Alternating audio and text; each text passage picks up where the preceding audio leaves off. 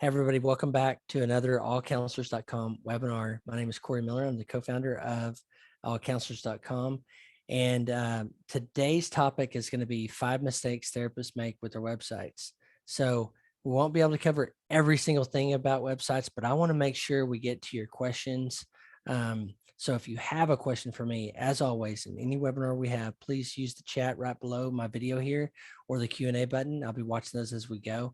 And I want to take your questions and help you move your practice, move your marketing forward. All right. So with that, I'm going to share my screen and show you my slides. Okay. So again, today is 5 mistakes therapists make with their website. My name is Cory Miller, and I'm the founder CEO of allcounselors.com. My past background, I just want to share a second to share why I feel like I am an authority on this subject and can share these tips and why we're even doing allcounselors.com. So in 2008, I started a software company, grew that multi-million dollars over the years. And in 2018, we were acquired.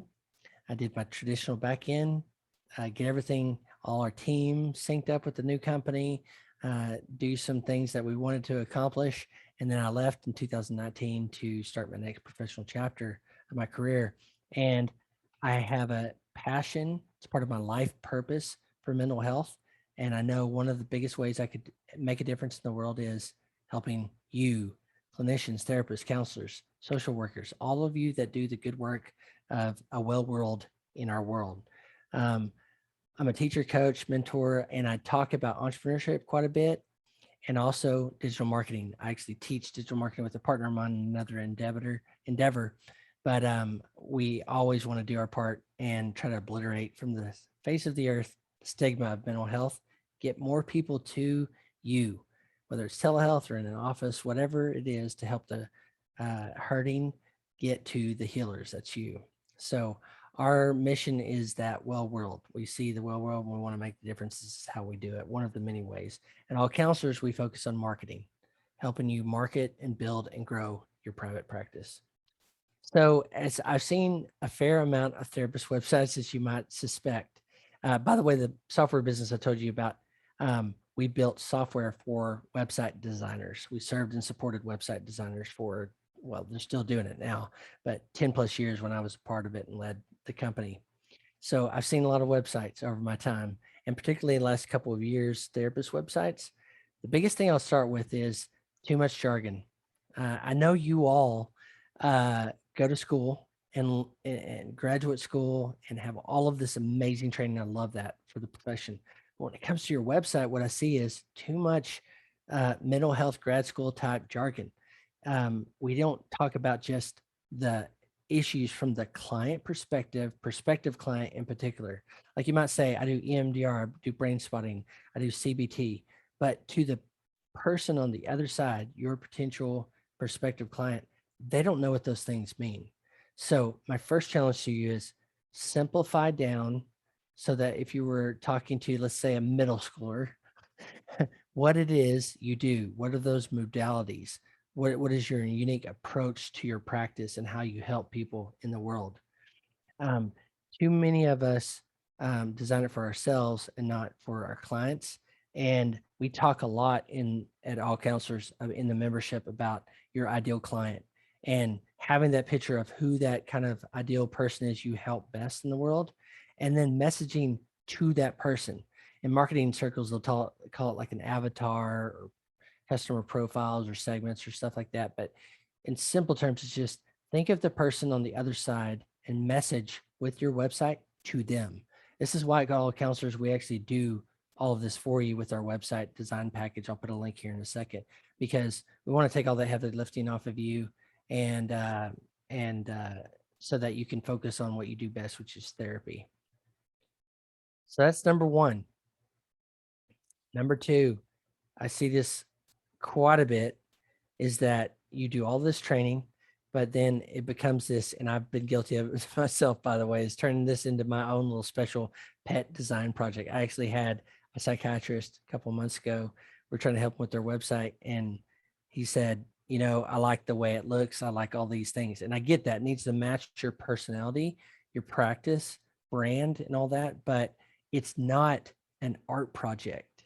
A website should be your best salesperson, sales tool, I'll say, to help people understand what you do and get to the therapeutic setting as fast as possible.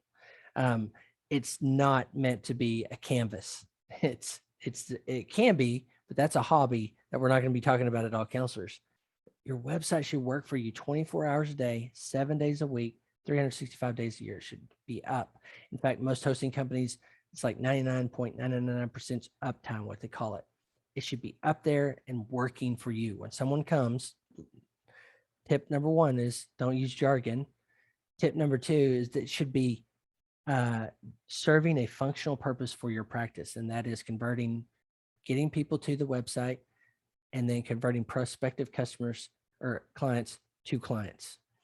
And so it needs to be easy to navigate on all devices. By the way, be surprised how many people now use mobile devices to serve, and particularly with therapists, we want to make sure your websites are what's called responsive. So, in other words, I'm sitting here on a desktop. Well, I have my laptop hooked up to a big monitor, but I can see all of the website. But then I might go, I'm sitting in a waiting room and then use my phone, and the website should adjust appropriately to that.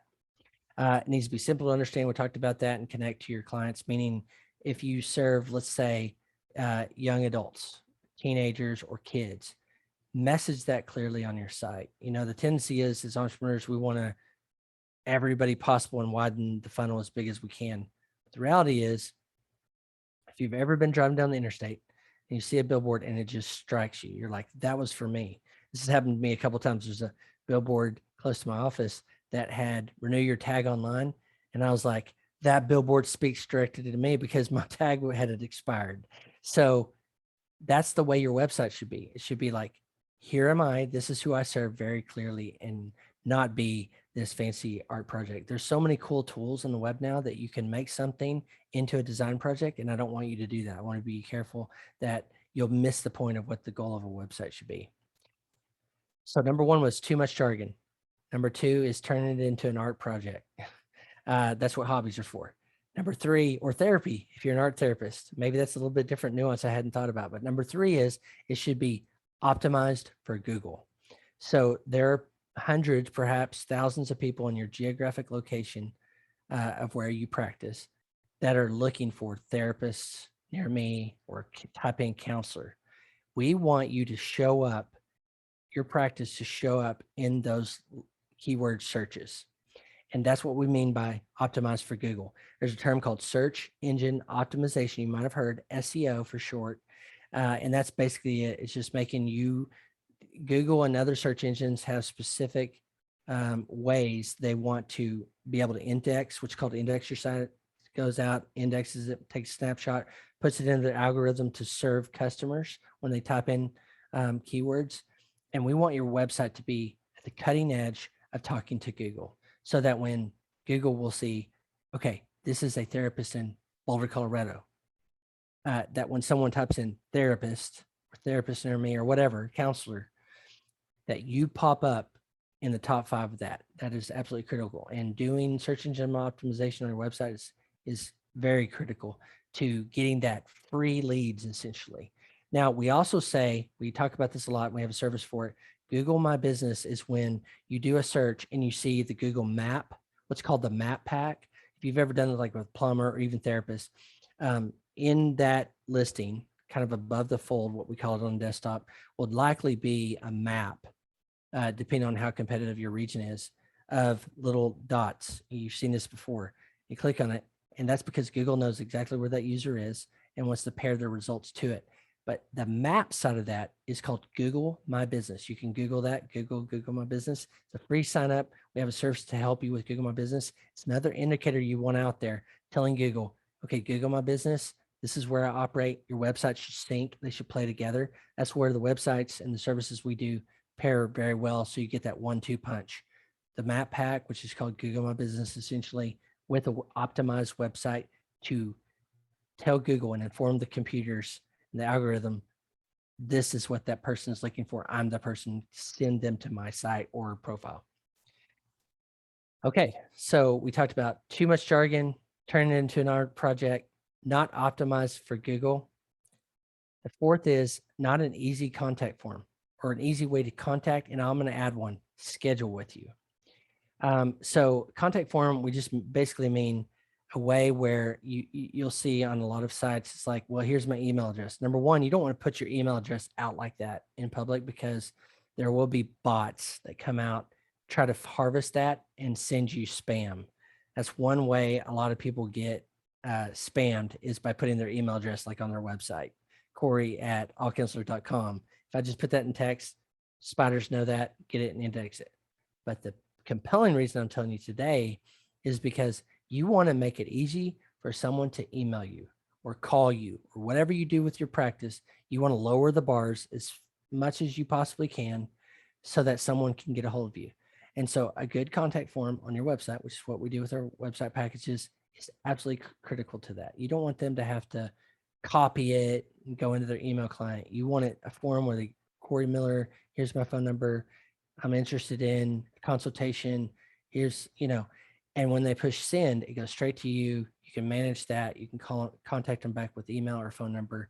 But I see a lot of websites not doing that, and it should be an ubiquitous feature of all websites. I'm trying to think hard pressed for why any website shouldn't have a contact form, by the way. I felt so strongly about this, by the way, that we built free software back at my website software business to this a free plugin, what it's called in WordPress, to make this super, super easy. And some of that information also syncs back with search engine optimization and Google My Business. So an easy way to contact you. And I would even do a +1 to this, schedule. How many times I've gone back and forth with people, different providers, and it's like, well, Tuesday at 2 work or, all that. You want to give them an easy way to do that. And there's tools out there that we can help you with to help make those appointments and bookings way easier than what it is currently. Okay, so we talked about no jargon, cut out the grad school cool words, all that. Talk human to human. Second, don't turn it into your little hobby and design project.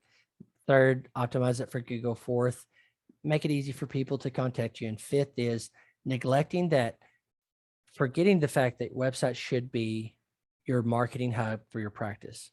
So the way we see it is right now in August 2021, your website should be the hub of all of your marketing activities around your practice. If you think about it, it's the center of the universe, should be the sun that everything else revolves around. If you have a directory listing, if you have social media profiles, they should all point back to each other, but the road should come back ultimately to your website.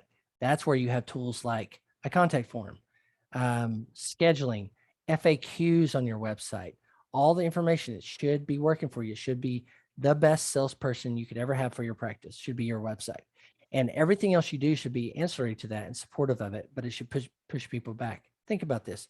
If you were to tell somebody, you're sitting somebody on in a waiting room or I don't know, a trolley, it's COVID right now. So somewhere, and you start talking about what you do, you want to probably give them like a business card or something like that, but you want them to come to your website to learn more about you, especially if they're a prospective customer or someone that refers people back to you.